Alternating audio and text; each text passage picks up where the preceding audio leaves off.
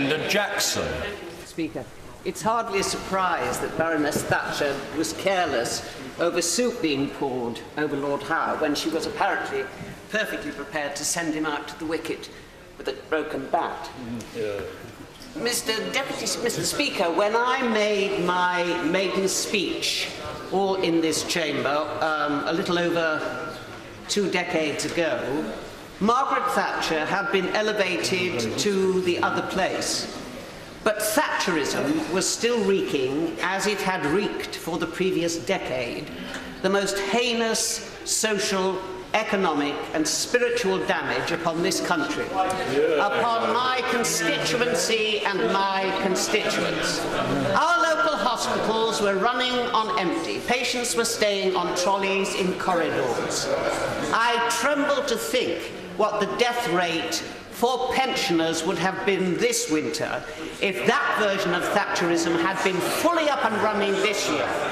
Our schools, parents, teachers, governors, even pupils seem to spend an inordinate amount of time fundraising in order to be able to provide basic materials such as paper and pencils. The plaster on our classroom walls were kept in place by pupils' artwork and miles of sellotape. Our school libraries were dominated by empty shelves, very few books, and those books that were there, again, were being held together by the ubiquitous sellotape and offcuts from teachers' wallpaper used to bind those volumes so that they could at least hang together. But by far, the most dramatic and heinous demonstration of Thatcherism was certainly not only in London, but across the whole country in metropolitan areas, where every single shop doorway, every single night, became the bedroom, the living room, the bathroom for the homeless.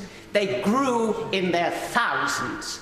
And many of those homeless people had been thrown out onto the streets from the closure of the long-term mental hospitals. We were told it was called care in the community. What in effect it was no care at all in the community. I was interested to hear about Baroness Thatcher's willingness to invite those who had nowhere to go for Christmas. It's a pity she didn't start building more and more social houses after she entered into the right to buy. So perhaps there would have been fewer homeless people than there were. As a friend of mine said, during her era, London became a city Hogarth would have recognised, and indeed he would. But the basis to Thatcherism, and this is where I come to the spiritual part of what I regard as a desperately wrong track that Thatcherism took this country into, is that we were told that everything I had been taught to regard as a vice, and I still regard them as vices, under Thatcherism was in fact a virtue. Greed, selfishness, no care for the weaker, sharp elbows, sharp knees, they were the way forward. We've heard much over and will continue to hear over the next week of the barriers that were broken down by Thatcherism, the establishment that was destroyed. We can't take it. What we actually saw, the word that has been circling around with stars around it, is that she created an aspirational society.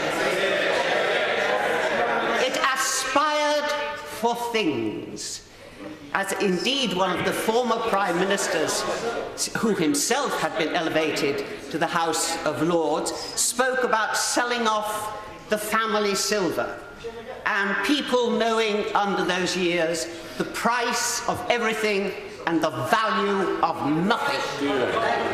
What concerns me is that I am beginning to see possibly the re-emergence of that total traducing of what I regard as being the basis, spiritual nature of this country, where we do care about society, where we do believe in communities, where we do not leave people to walk by on the other side. That isn't happening now. And if we go back to the heyday of that era, I think we will see replicated yet again the extraordinary human damage that we as a nation have suffered from, the talent that has been totally wasted because of the inability to genuinely see the individual value of every single human being. My honourable friend from Hackney referred to the fact that although she had differed with Lady Thatcher in her policies, she felt duty-bound to come to pay tribute to the first woman Prime Minister this country had produced. I am a generation who was raised by women. The men had all gone to war to defend our freedoms. They didn't just run a government, they ran a country. And the women that I knew who raised me and millions of people like me, who ran our factories and our businesses, put out the fires when the bombs dropped, they would not have recognized their definition of womanliness as being incorporating an iconic model of Margaret Thatcher to pay tribute to the first Prime Minister deputed by female gender. Okay, but a woman not on my terms. Point of order, Sir Tony Baldry.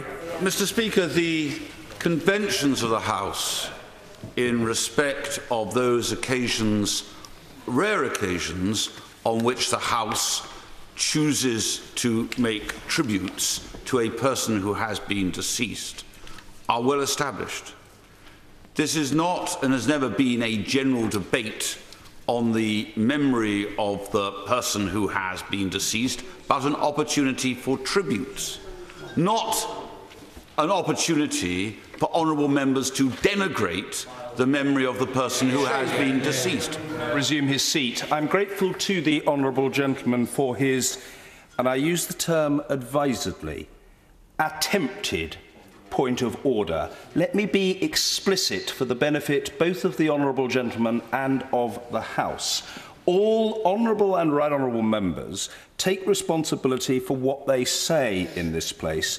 The responsibility of the chair is to ensure that nothing unparliamentary occurs.